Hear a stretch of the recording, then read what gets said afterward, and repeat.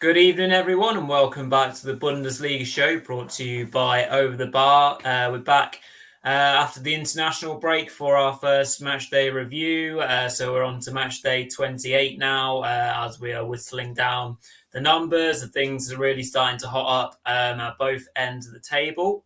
So obviously, I hope everyone is well if you're watching live or later on. Of course, we are indeed in partnership with Bundesliga Boxes. I've got my Tasmania number on this evening, which is obviously one of the many T-shirts that they have provided us throughout our partnership. So if you want to go check out what they can maybe get you, go over to Bundesliga Boxes on Twitter or on their new website. So make sure you go check them out and get yourself a mystery, authentic German T-shirt and much, much more. And of course, please do, drop us a like on this video, comment along. Again, if you're watching on Twitter now, just jump over and say hello, whether it's to agree or disagree, or if you've got something you want to ask us, please do. And of course, please do subscribe, as we want to try and hit that 500 marker by the end of the season. So yeah, enough with the admin. So Mark, plenty to get through. Let's get through some scores first of all, and then we'll go on to featured four. Yeah, absolutely. So obviously it was another entertaining weekend, getting closer and closer to the end of the season now, aren't we, as we draw into the kind of final run-in. So let's have a look at the scores from week 28. So yeah, we started off on Friday. I think most people had this down as a draw, but Union Berlin managed to get a rare win really since January, but an important win that pushes them back up towards the European places, winning 1-0 against FC Köln. Then, yeah, surprise, maybe 0-0 draw between Frankfurt and Fürth. And obviously, Fürth now, I think that's 5 or 6 clean sheets for them, which looked impossible early on in the season, didn't it? That's for sure. Leverkusen continuing their good form without Florian Wirtz with a 2-1 win over Hertha Berlin. FC Bayern Munich with that 4-1 win over Freiburg as they tighten their grip on the title. Bochum all but guaranteeing safety with a really good 2-1 win in Hoffenheim. The battle of the bottom, the relegation fighters really, Bielefeld and Stuttgart ended 1-1.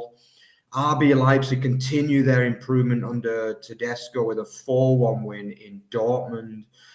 Augsburg, we always say they can get a win when they need it, and they did it again here at home to Wolfsburg, thrashing them really in the end, 3-0. Wow, yeah. And then, yeah, an entertaining game, actually, the last game of the weekend. It only ended 1-1 between Gladbach and Mainz, but both keepers had really, really good games in that match in an entertaining 1-1 draw. Okay, so without further ado, let's press on to the OTB's featured four.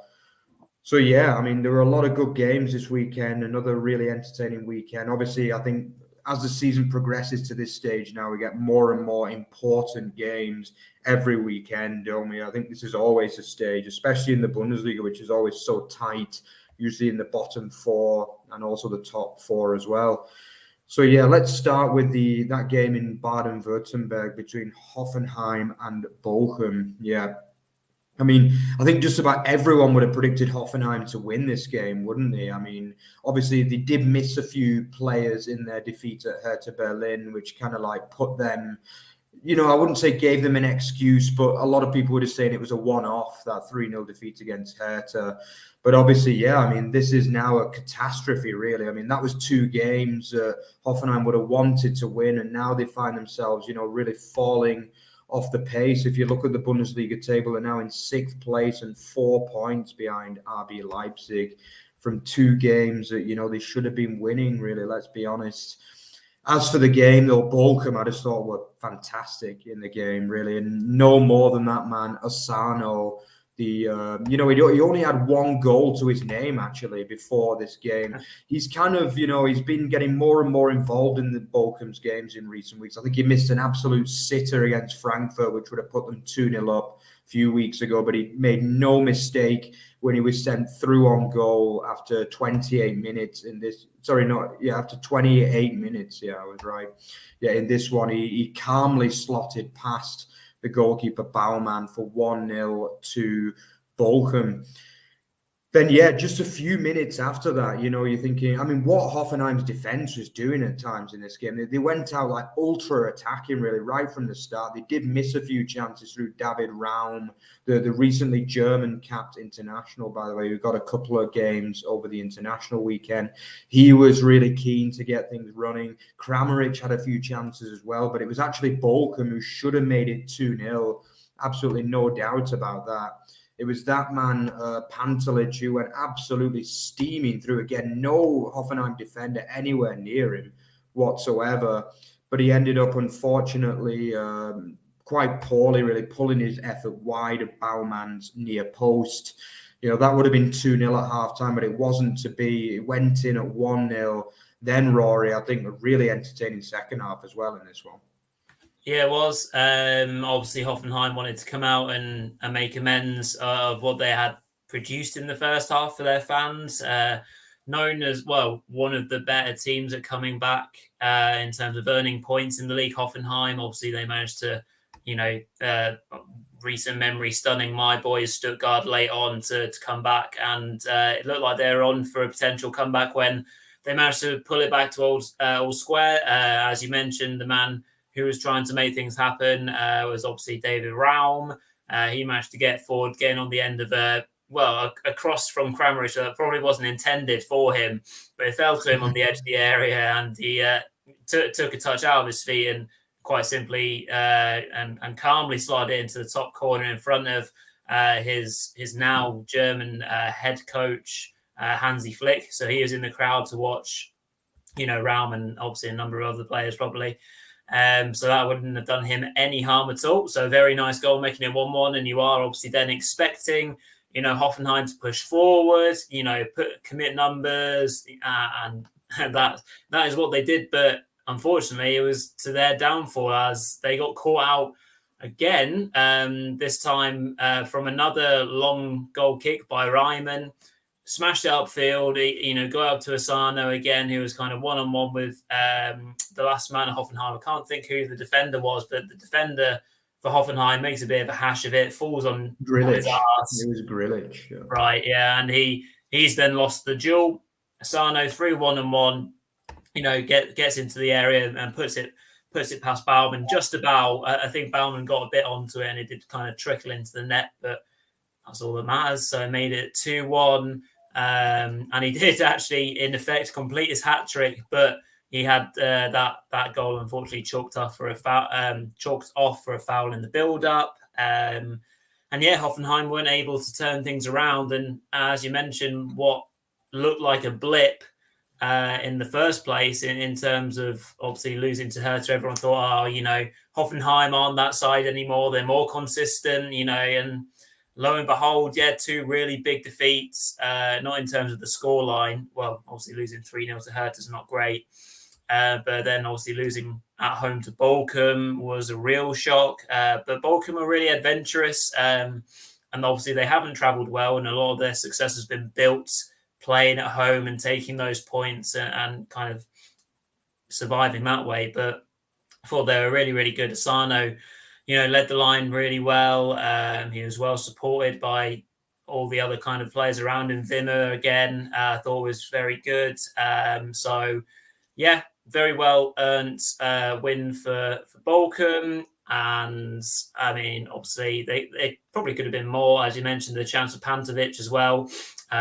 Maybe he only likes scoring long-range goals, which Bochum actually... I think Bochum are third on the list of scoring long-range efforts in the Bundesliga this season. Obviously, Pantovic's long goal was in the reverse fixture of this when Bochum won 2-0 when he scored from just before the halfway line, breaking late on. So, yeah, big win for Bochum. You have to say that, they're more than safe now, aren't they? For me, 35 points, 10 wins. They've conceded fewer goals than Borussia Dortmund have. They've genuinely played this season to perfection. So I think they've played their first season back in the Bundesliga incredibly well and are a credit to themselves. So well done to them. Hoffenheim now obviously face a battle for European positions, let alone that Champions League place that looked potentially on the cards. But yeah, entertaining game, and Hoffenheim got a lot of work to do now. Yeah, and I mean, at the end of the game, we saw the celebrations from Thomas Rice and his coaching team as well. He realised that this was a massive win. I think you've got to remember also this win came in reaction to that kind of scandalous incident, obviously before the international break as well, when the game was abandoned. Obviously, that game was given as a 2-0 win to Gladbach, but I think it was even more important, you know, that obviously they were able to celebrate that win because, you know, first of all, I agree with Rory 100% that pretty much not quite mathematically guarantees them safety, but I mean, for me, they could probably lose every game now and still probably stay up, I would imagine, considering that the goal difference is pretty good as well. You know, I think there was one kind of other slightly controversial moment in the game as well, just before the winner from Asano. I think Bebu was convinced that he should have had a penalty as well in this game. He went down and, you know, for me, it wasn't a penalty, but the Hoffenheim players were far from convinced. And I think, as you say, Riemann kind of booted it forward. And then I think the Hoffenheim players were also a bit cheesed off about the fact they didn't get a free kick on what they saw as a foul on Grillage as well. But for me, I think the referee got it right. You know, you don't want to be seeing goals chalked off for fouls that soft, you know. And I think, you know, Asano was the man of the match in this game. He was absolutely brilliant all match. And yeah, they deserved the win, I thought, Bochum. There's no doubt about that. Okay, so let's swiftly move on to another side, unfancied side at the start of the season, who are starting to get close to achieving the goals as well, I think, Stan, and that is FC Augsburg. The Bavarians, you know, they have been very, very solid at home this season, we've got to say. You know, I mean, I think they've beaten a few teams. They obviously beat Bayern Munich early in the season. I think nobody really expected that, you know. And obviously, I think they got a point quite recently at home to Dortmund as well. I think they absolutely stuffed your boys, Stuttgart, maybe just before Christmas as well, Rory, putting 4 past them. And, you know, they are one of those sides that they're very much unfancied. Quite surprisingly for me, started this game without Andre Hahn, who's probably been their player of the season, in all honesty. He's been very, very good.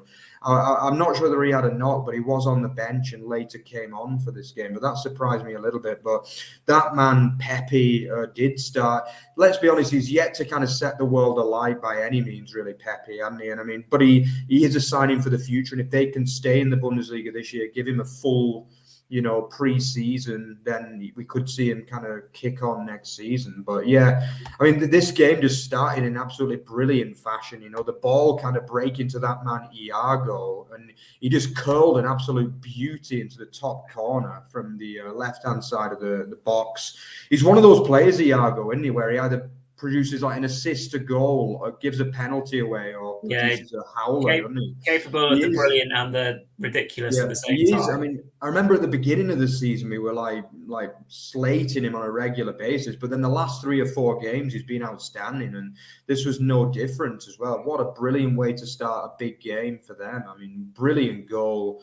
Great crowd in at Augsburg as well. Great to see some big crowds back in Bavaria as well, as the restrictions continue to be eased. But yeah, the fans were really getting behind them as well. Fantastic atmosphere down there in Augsburg. And, you know, they continue to to press. And I think that man, Reece Oxford, who's had a really good season for me as well, by the way, the former West Ham man, young English player, who, you know, is still only 23, 24, and he's still got time to develop into a real top player as well. And he is showing signs that he's getting there as well under the leadership of Marcus Weinzel. Yeah, and he actually got clattered twice in that first half as well. And I remember the German commenter said it's Reece Oxford's the Rocky Balboa of the Bundesliga, he said, yeah, because he keeps getting like knocked out and coming back up for more, you know. And what a brave performance this was. He could easily have asked for a sub after either of those 2 incidents, but he kept going and he finished the game out. You know, Wolfsburg continued to have a few half chances. Obviously, Schlager's back, and he is absolutely key to them. And despite this result, he had another industrious performance. But, you know, obviously, Wolfsburg, they had a couple of half chances, you know, in that first half. Perhaps should have scored, really, to go in level. But they went down 1-0 at half time. Then, Rory, the second half was really Augsburg's, wasn't it? Yeah, it was. And yeah, frankly, they did play them off the park. One thing that I was picking up on a lot, particularly in the second half, that I was able to watch live was Wolfsburg's final kind of delivery in the final third was so bad. For the players that they have on the pitch, you'd expect a lot better. Not being able to feed the ball into Jonas Wind, who of course has made a really good start to life as a Wolfsburg player. He was starved of the ball really, and when he did get on the ball, he looked a threat really. Because obviously on the scoreline it was 3-0 to Augsburg. It was a comfortable win, and Augsburg did play really well. But Giekewitz did have to make a couple of big saves in the first half, fingers from the Mecha, where he should have probably done better. And then I think Giekewitz did well to keep a clean sheet late on with a few chances for Wind and others. But yeah, I think at one point Maximilian Arnold had to help out his goalkeeper by heading the ball off the line before it went to 2-0. That was about 2 minutes before the second goal came. And as you mentioned, Mark, Reece Oxford, who was still on the pitch, flicked on an in-swinging corner, which was then obviously kind of also flicked home by the waiting Niederlechner. But it did have to go to VAR because at one point everyone was like, well, that's handball, so it's not going to be a goal. But on closer review, it looks like it hits his head, not his hand or his arm.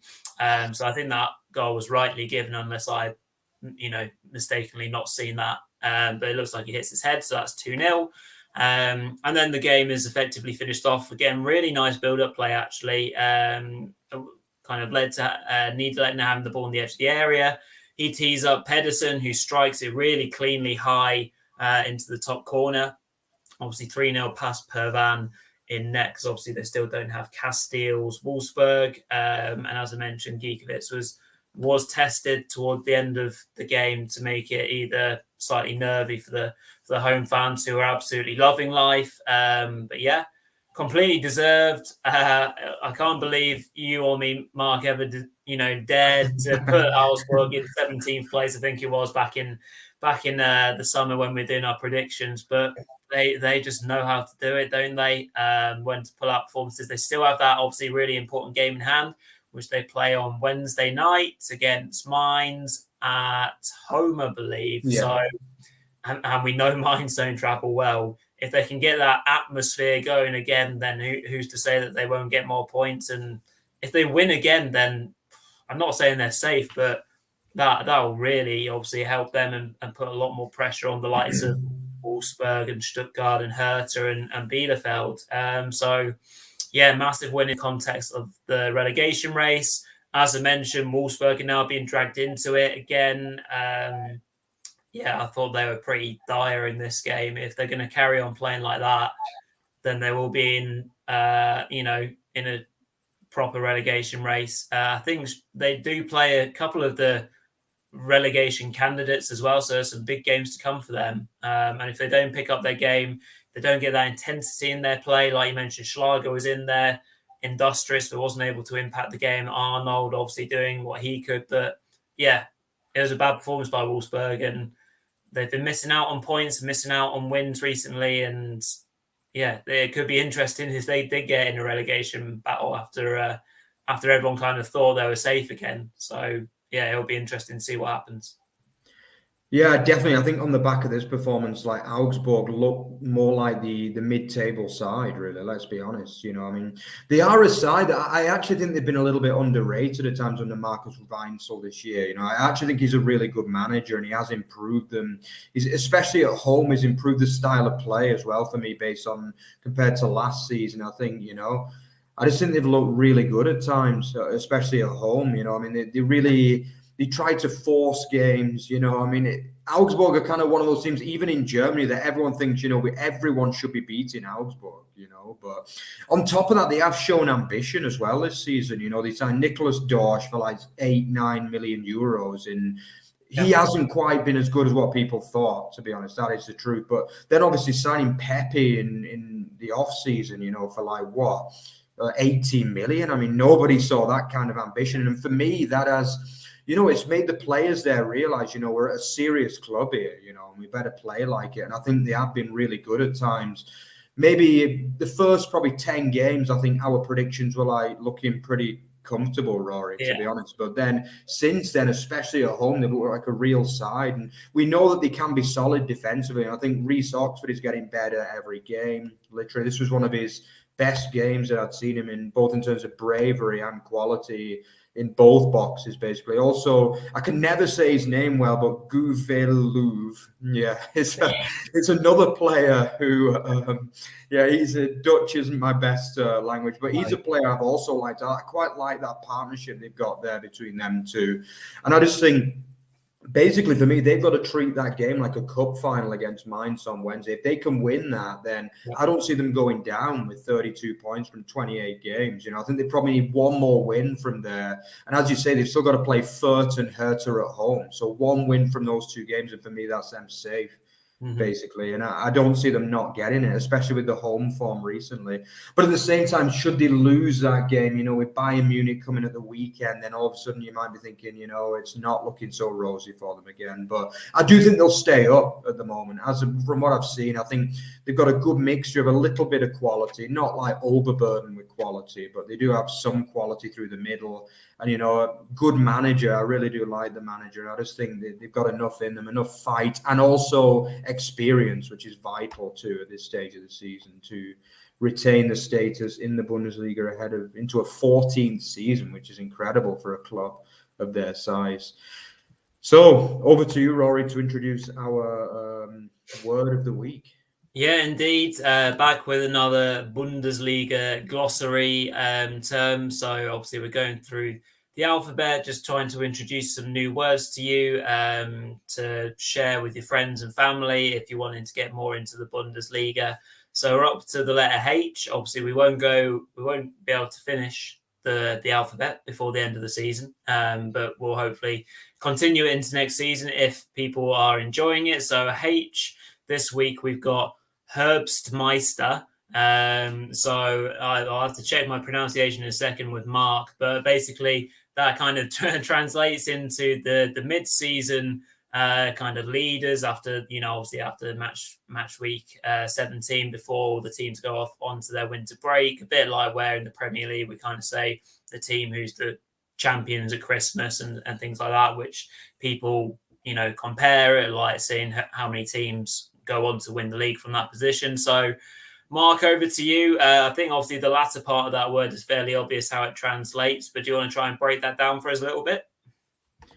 Yeah, absolutely. Yeah, actually, Herbst, the word Herbst means autumn, actually, in German. Yeah, so it literally means like autumn master, or the word Meister obviously moves into like champion or championship. Yeah, it's so basically it just means autumn champion. That's the literal meaning of this. Yeah, but this is quite a big deal actually in Germany, because obviously they have that, like, the German league is done a lot more like kind of like officially than the English league. Like they literally play 17 games and then they play the next 17 games in the same order. So if you played like Fürth in your first game, you'll also play them in your 18th game as well. So it's like, the classic German organization. In England, I think in no other league it works like that. Actually, they just kind of randomly do it, don't they? Like, and I think, yeah, this is actually seen as a big deal, to win this. But obviously, I'm not really sure whether I see it as a big deal, really, in some ways, because often the team that leads at the Herbstmeister doesn't go on to win the championship, because we all know that Bayern are famous in the second halves of the season, as the likes of Dortmund, Leipzig, Schalke, and Leverkusen have found out many, many times in the past, So yeah, it is a big deal in Germany, but yeah, it's whether ultimately you don't win anything for being the Herbstmeister. So. Indeed, yeah, interesting word though. Obviously, another H we could have had was Hinrunde, which obviously is the opposite to Rückrunde, which Rückrunde that is obviously the second part of the season. Hinrunde is just basically the first part of the season. So very similar to Herbstmeister, really, in terms of the theme. But that is our word for the week. Just before we carry on with the countdown, Gary, thank you very much for the question, and we completely agree that BVB have basically collapsed. It is essentially what we're going to talk about in the end of show kind of talking point. So we will get right onto that once we have done the remaining 2 featured 4 games. So on with the countdown, Mark. Back over to you.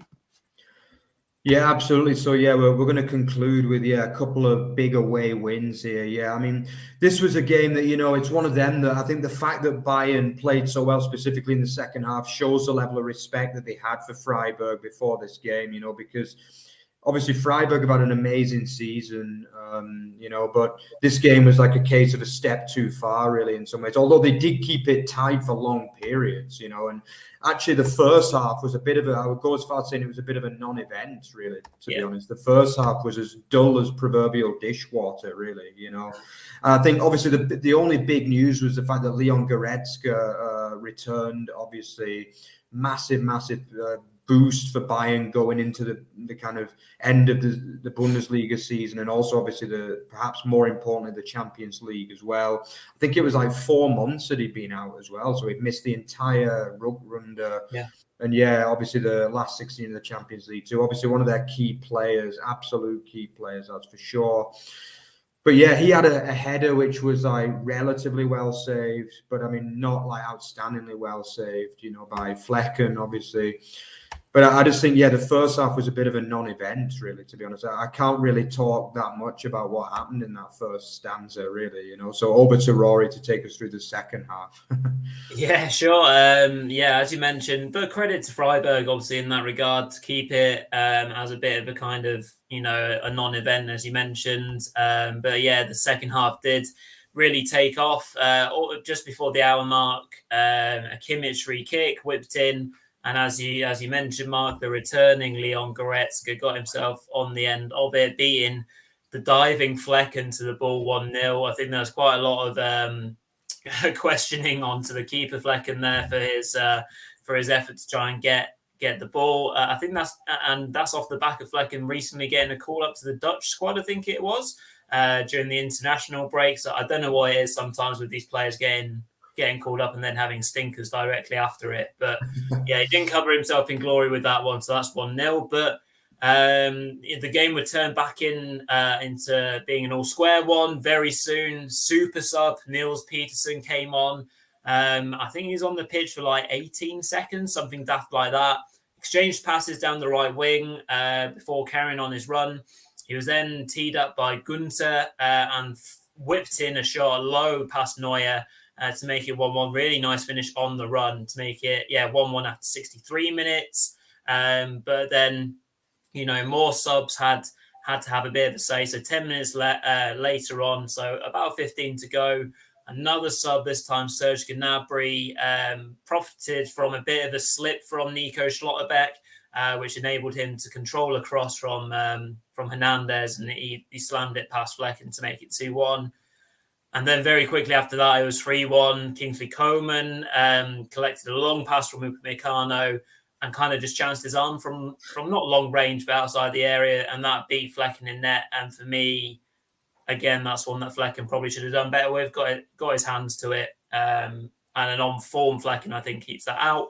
So that was 3-1, and more or less the kind of game was done. But then there was a late break from Bayern, of which it led to a bit of a messy kind of goalmouth scramble in which Marcel Sabitzer, almost the forgotten man, managed to get his, I think it's his first goal actually for Bayern, making it 4-1 in the end, and probably a flattering scoreline, but Freiburg can hold their heads high after that. But one very interesting thing that's come out of the game is not actually anything that happened in terms of the action, was this very peculiar spell where Bayern managed to end up for a brief period with 12 men on the pitch, to which obviously all kind of confusion was caused. I think they ended up with 10 or 12 added on minutes because of the confusion, obviously, during which Bayern scored their fourth.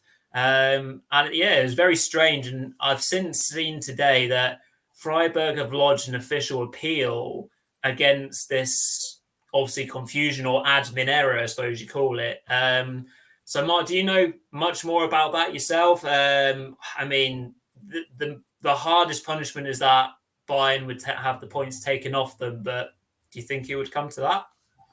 Yeah, I think it depends on who they give the blame to, really, because obviously, I think the officials have also got to take a certain element of blame as well for that, because obviously they're the ones that allow the players onto the pitch, you know.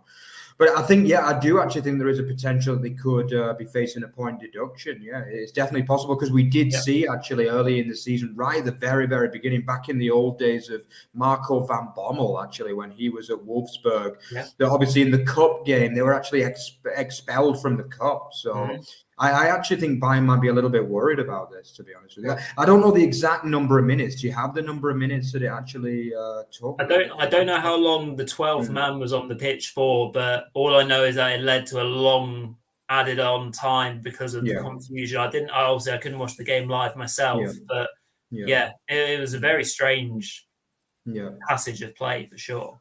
But I definitely think the first point is like whether they decide to blame the fourth officials or FC Bayern Munich. That's the first point, you know.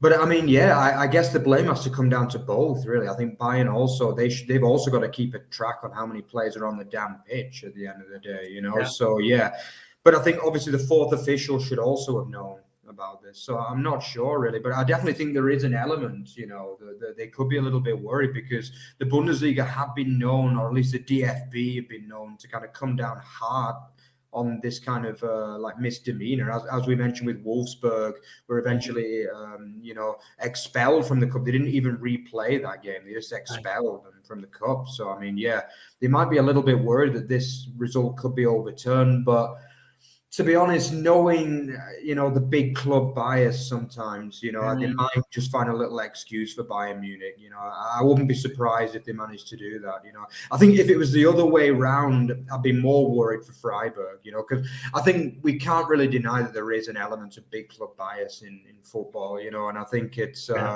everyone can admit that at times. You know, I say that as a Wigan fan and stuff, so, and also as a Nuremberg fan, so we don't know much about big club bias, that's for sure, but we've certainly seen it work against us, that's for sure. So what's worrying is that Freiburg themselves have obviously had to lodge this report or whatever you want to call it, but they're the ones who've had to instigate this today. It's not like the DFB or the Bundesliga, like they're investigating it. This has had to be something that Freiburg have had to do themselves. So on that very point, it makes you think that if Freiburg are the ones who have had to start it, it feels like unlikely that it will end in a points deduction for me, but it could be wrong. I think it won't be a deduction, but it's just the case that I think the result could be overturned or something like that.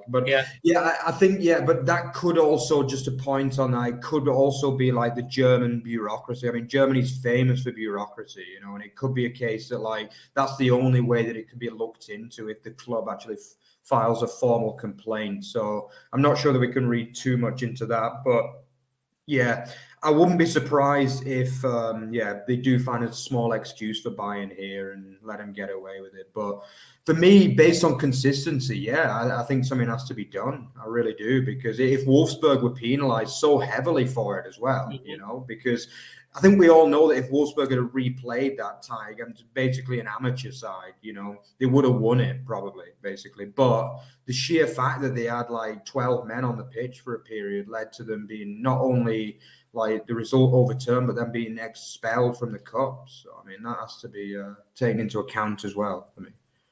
Yeah, just popping up one of the comments from the live chat now from Mark Baker, and completely agree. But it is embarrassing for the league, really. It's not a good look from any kind of point of view. So whatever comes of it, it happens. But right now, it looks like Bayern have just got themselves a really big win, doesn't it? And in terms of what happened on the pitch, they got Goretzka back. They're playing good football. Obviously, a bit of chat about Lewandowski, but I'm sure we'll come to that in another show right now, because he was subbed off quite early, I think, wasn't he, for Musiala? Yeah, he was. Yeah. So lots of stirrings about that, but we'll maybe come to that in another show. We'll not chatter on too much about that or the unfortunate moment that we had in this particular game. So on to the game of the weekend. Yeah, absolutely. I mean, and what a game it was. You know, this was like all of what Daniel Tedesco's work has been going into, is just kind of climaxed in this, really. I mean, this was a brilliant performance from a Leipzig side who, for me, are just showing just how bad Jesse Marsch was, to be honest with you. Because, I mean, this was clear to all Bundesliga fans and most football fans out there that Leipzig went into this season with a very, very good squad of footballers, that's for sure, you know. I'm talking like top 10 in Europe standard for me, really. And I think, this is a really good squad of players. And we saw that in this game. I mean, this was a beautiful away performance for me, you know. First point we have to make is, you know, the first sellout at Dortmund in 2 years and 2 months, incredibly, you know, 81,000 in the Signal Iduna Park.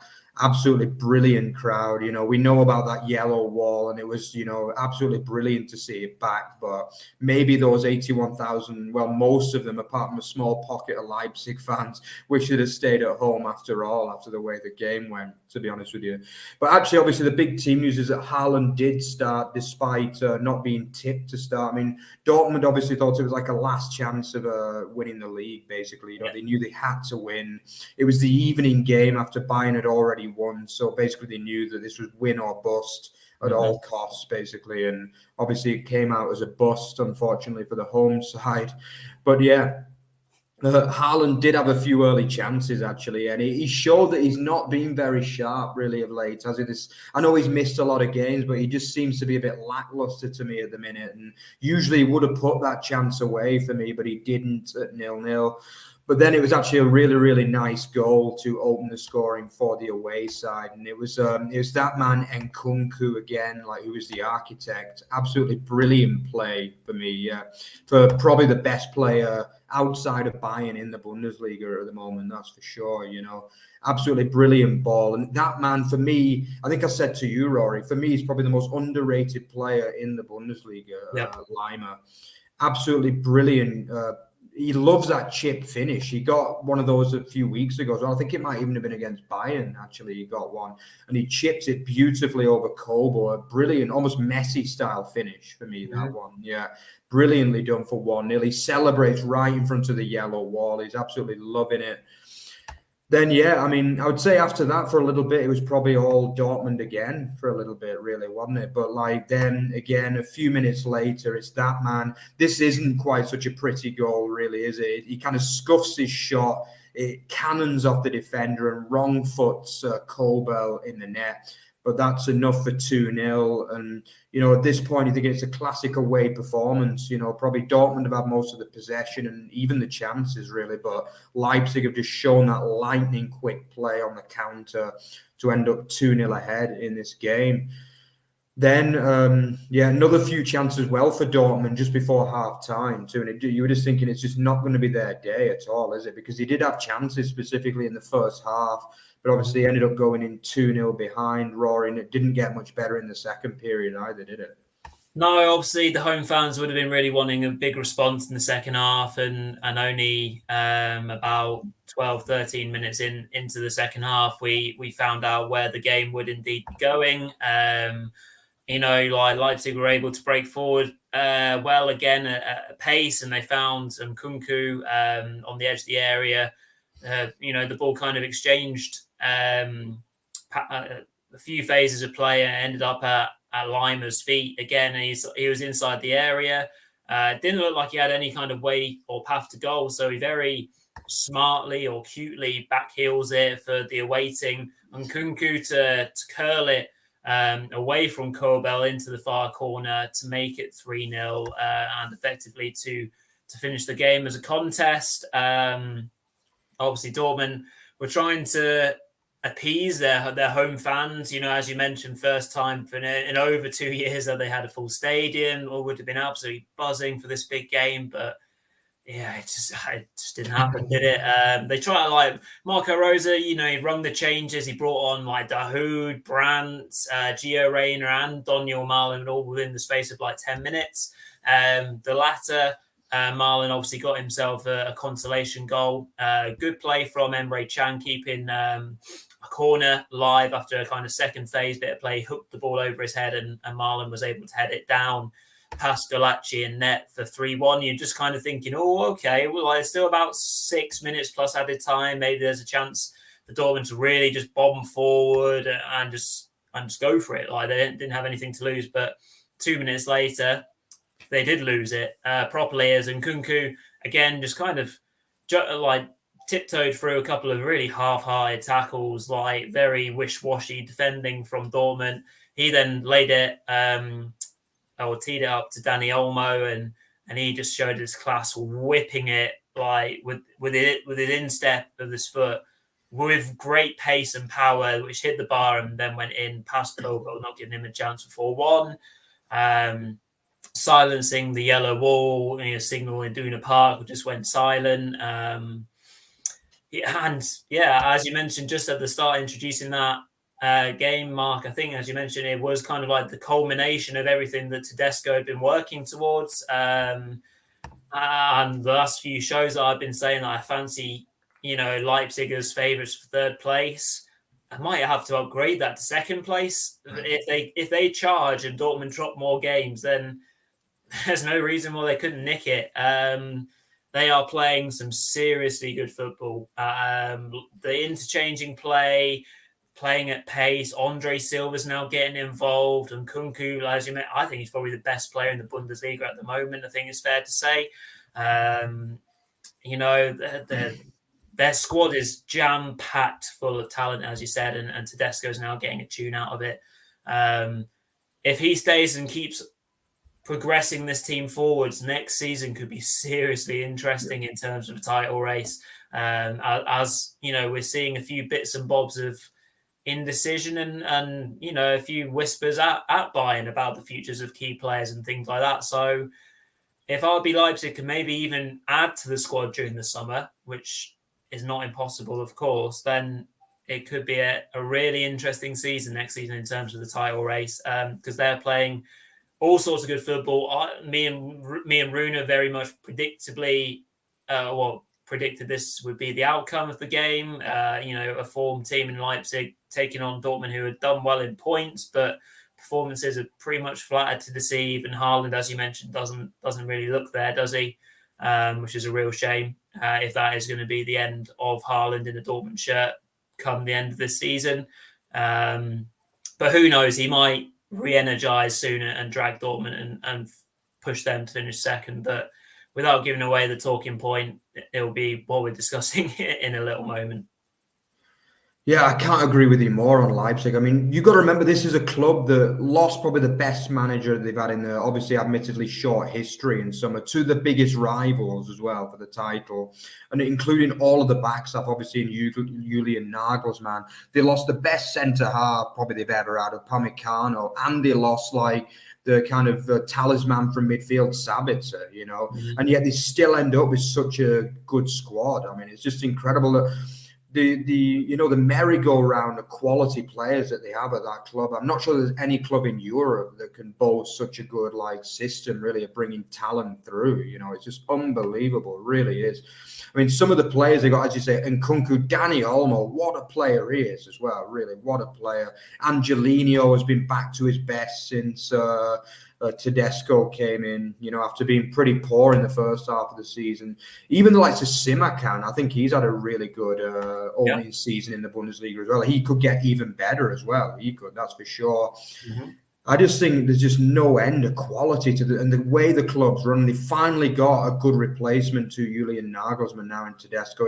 Obviously, a manager who guided Schalke to second a few years ago before being probably Schalke regret the day they sacked him after a poor start to his second season, I would imagine. That's for sure, because, I mean, they would take him in a second now, I would imagine. That's for sure. Yep. Excellent manager, gets them fired up, and he does like to play that attacking football that Leipzig are famous for, that Jesse Marsch just couldn't get out of his troops at all, But great times ahead for Leipzig. Obviously, you've got to remember, still in 2 cup competitions as well, and they have to go out and win one of them as well to put down a statement. Even if it's just a DFB Pokal, it would still be it'd be the first major silverware the club has ever won. obviously after losing in the final to Dortmund last year. And this also proves now that they're looking even better now for me than they did at the end of Nagelsmann's reign. I would go that far because obviously Dortmund beat them 4-1 in the cup final last year, and they paid them back by that scoreline there as well. So, obviously they got Union Berlin in the cup, and then obviously Freiburg or Hamburg. I don't see any reason why they shouldn't be winning the cup, maybe even the Europa League as well. I think they're that good at the moment, and they're peaking just at the right time of the season, that's for sure. Okie doke. Well, that brings a close to the featured for segment of the show. So we will move on to our talking point of the week. So our Bundesliga boxes talking point of the week. And this week, the talking point indeed covers what on earth is kind of going on at Borussia Dortmund. So we're kind of asking the question to ourselves, to everyone that's watching, have Borussia Dortmund gone backwards under Marco Rose? So, I mean, I'll kind of throw this over to you, Mark, a little bit. Obviously, Dortmund are currently second in the Bundesliga, 6 points ahead of Leverkusen in third, but 9 adrift of Bayern, providing Bayern keep the points that they gained this weekend. As we kind of mentioned, they're flattered to deceive at times, relying on the brilliance of Haaland or Royce.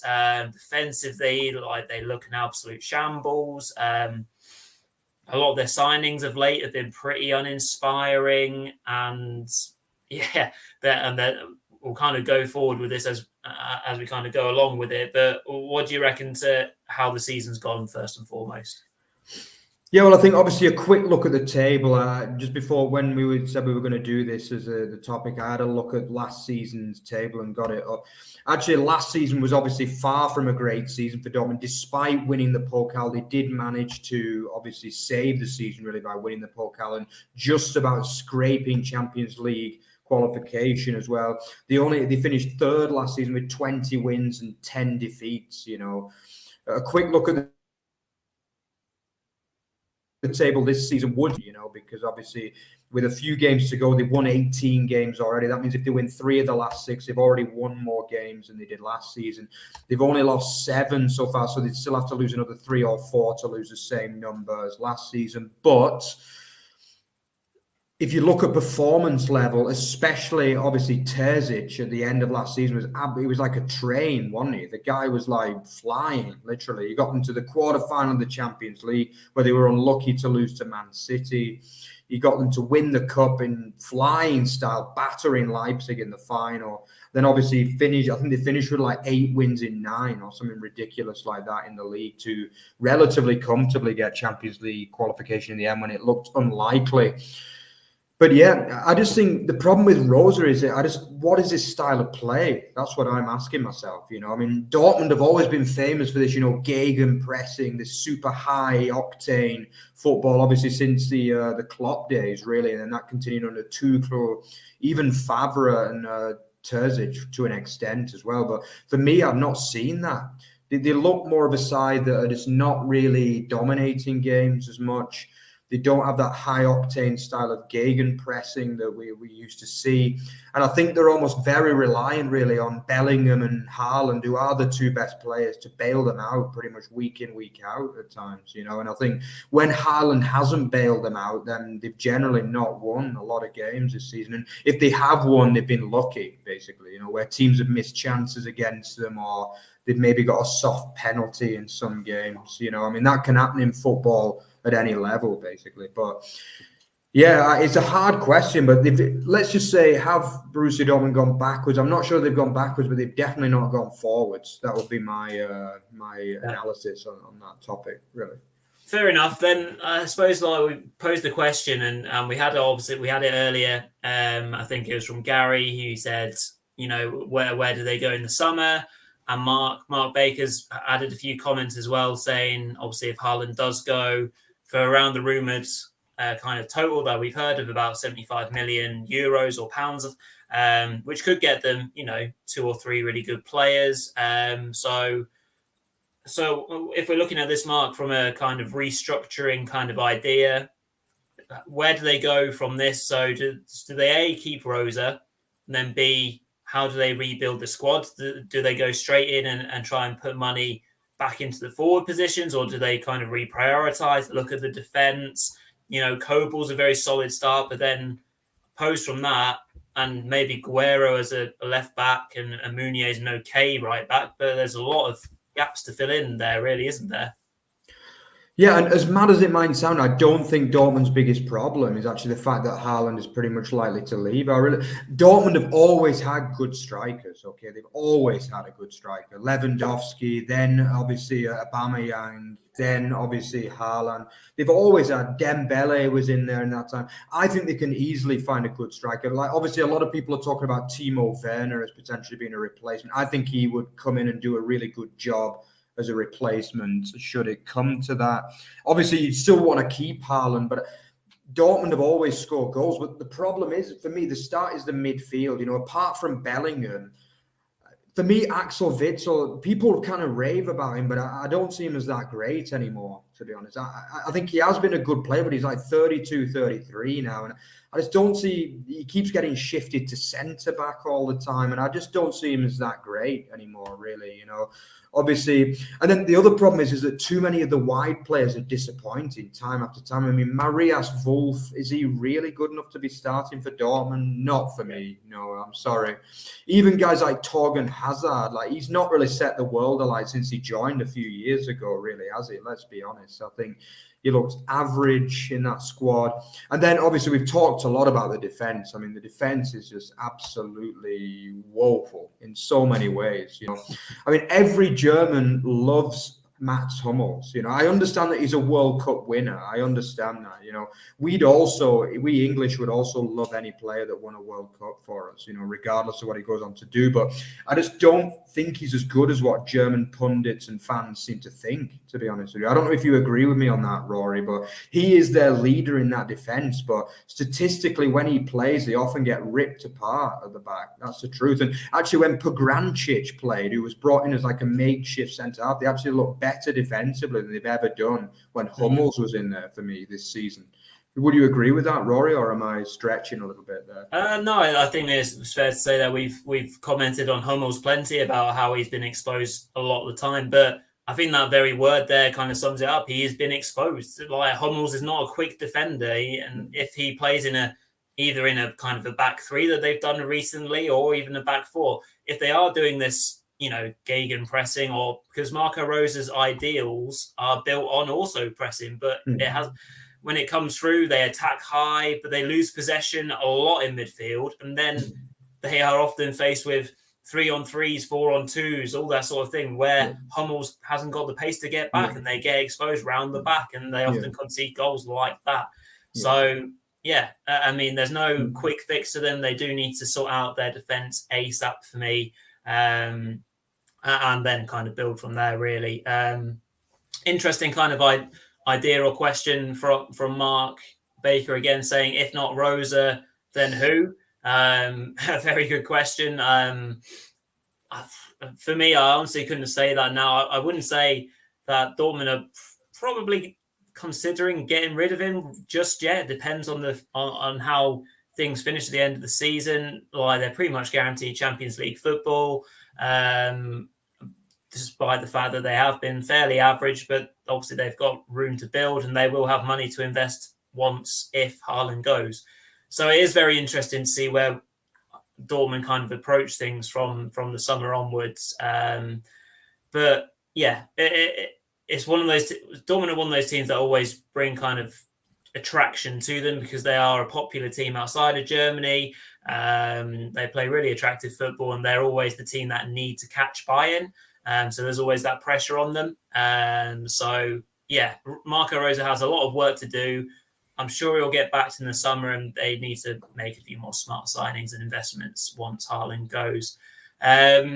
Just to kind of almost finish on that point, or a few comments that have also come in. First of all, from Alan Michaels, I hope you're doing well. Alan asking, first of all, would we be doing some more kind of bits on two or Zweite Bundesliga?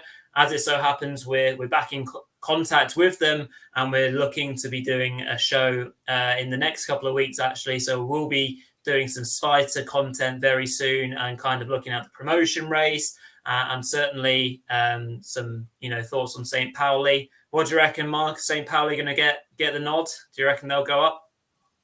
Well, they seem to have got themselves back on the, straight and narrow again after a bit of a bad run of form, which coincided with a good run in the cup, actually, ironically. But I do. I think they can get up, definitely. I think 4 wins out of the last 6 games or so would probably see them up, given how unpredictable these fighter is, and I think, it'd be interesting to see them in there, probably not for Hamburg fans. They'd be a little bit gutted. Obviously, it looks like they're going to be spending a 5th straight year in the second league this year.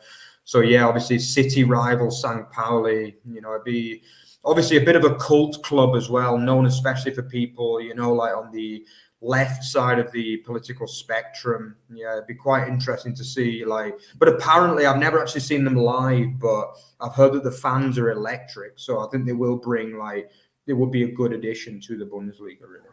Very good. And to answer your question, or the second comment of yours, Alan, yes, we've actually filmed one new video on a derby day, which will be dropping pretty soon. And we've got plans to record a good few more this week or in the coming weeks. So don't worry, they are going to come. We're planning on doing as many as we can so that we can kind of filter them out throughout the summer so that we've got plenty of things to watch or for you guys to watch during the summer months when the Bundesliga is off. So obviously do not fear, we shall be doing plenty of those. So thank you everyone for your comments this evening. It's been really good to kind of have a bit more interaction, especially after the international break, really kind of soaking it all up. And there's a lot more to kind of get through. Keep your eyes peeled for more shows that are going to be dropping as we kind of look towards the end of the season. We'll be trying to do as many collabs as we can. Like I said, the Spider kind of Bundesliga collab show we'll be doing, and we'll be having loads of end of season things as well. So, Mark, I think we've gone through all the comments that we can do. So over to you to close up tonight's show. Yeah, absolutely. Thanks again for a lot of good comments as well, Bundesliga-related comments tonight. So, if you enjoyed what you saw on the show today, then check out @OverTheBarFB and @OverTheBarExtra on Twitter. Also, check out our main site, which is otbfootball.net, so you can see just about everything football-related on there. Remember, it's very important to check out the League One and League Two show as well, which you can see on Wednesdays and Thursdays most weeks. But check out, if you subscribe, then you'll be able to put a reminder on for them as well. And obviously, as Rory said at the start of the show, then like, comment, and subscribe. And also, just because we want to interact with our fans as well. We're big Bundesliga fans and very passionate about that level of football. So it'd be great to interact with some of you guys as well. So, hope you enjoyed the show today, and we'll see you again on Thursday for the predictions and fantasy football. See you then, guys.